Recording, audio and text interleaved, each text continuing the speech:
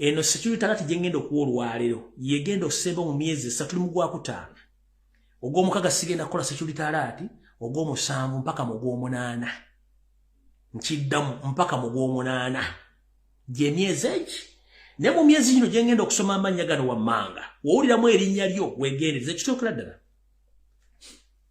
mukimanye nti buli muntu gwenjogeddeko okuva jjo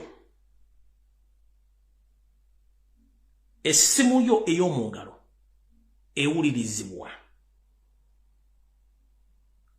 boyogera nabo byoyogera emmotoka mu mutambulira zirimu tracking device bamanyi entambula zammwe bamanyi mikwano gyammwe bamanyi family zammwe bamanyi gye musula na buli kimu kye mukola buli kimu bakimanyi njagadde okubula security alert no bategeeze nti you are fully monitored essimu zammwe ziwulirizibwa emmotoka mutambulira zimanyiddwa gye ziyita emikwano gye mwogera bagimanyi bye mwogera babimanyi naye ng'ate temukimanyi nti bakola ekintu kino nga ngendo tandika okusoma abantu bano wammanga amanya gamanyikiddwa naye nga bena bagamba nti mukaamu 7 Janet Kababazi yagamba nti ebifiire byalya ssente zaabwe ne bibakubisa akalulu bo ne bakozesa amaanyi okufuna akalulu kano kubanga bali mu State House essaawa zino so si nti byali maanyi gammwe mujjukire ejjanzi teribuuka na nzige nababuulidde lunaku lwa Sande wakati w'ejjanzi n'enzige bintu bibiri byanjawulo wakubadde bifaanagana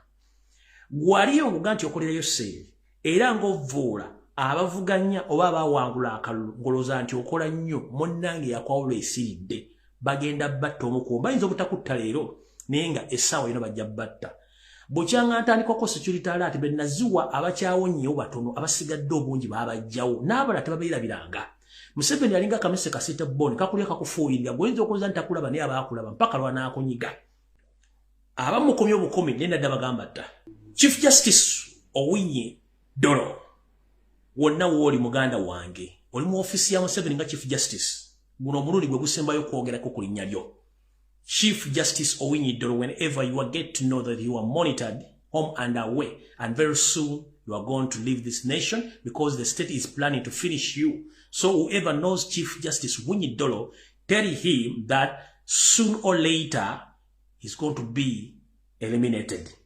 Oyomu. Tugenze ku musajja eyakozesebwa okusaanyawo obwakabaka bwa Rwenzururu, Peter Eleru, oba oli jeno oba oli ki. Tugenze ku Senkagale wa DP Nobati Mao, oba Nobati Mawobe. Muganda ngenkulabo yambala obusuuti obwawula ettaka lya Uganda, n'okola amateeka era n'otambula. Nga bwe gambye nti okusula mu ggale kyekikufuula mmotoka ate okulwa ku nnyumba za laddo tekikufuula nnyinizo olw'ensonga naye yaziteekawo kufunamu nsimbi. So Nobati Mao gw'omanyi Oluganda kubanga okulidde mu Buganda. Wandibanga weefuula nti Museveni akwagala takwagala nnyo era nawe oli ku lisiti y'abantu abagenda okuggyibwawo essaawa yonna. Gwawo nvuddewo. Waliwo mwannyinaffe gwe bayita gumuyita full figure naye nga ye Nakangu oba Nakanguubi. Full figure wonna wooli weegendereze endyayo n'entambulayo wonna wooli full figure mpulira bulungi. Amannya gange nze Lumbuye. Nnaku z'omwezi 9 omwezi ogwokutaano omwaka 2023. Tugenze ku yaliko muganda waffe era ne mukyusa obwongo. Ashibaga Katonda wooli muganda wange weebereremu. Ffe tetukwagala kulangula mufu. Kubanga sitaani omulimu gwa kukyusa abantu kubajja kubikolwa bya Katonda bagende ku bikolwa bya sitaani. So bakukyusa obwongo ne tebakwagalangako. Basajja mivule ensolo nkamba onna wooli. Oyina family, oyina abooluganda, oyina ebyokola. Wonna wooli weebereremu. Nze omulimu ogwange kwogera bigambo bino Katonda ambeere na buli kimu kyenkola.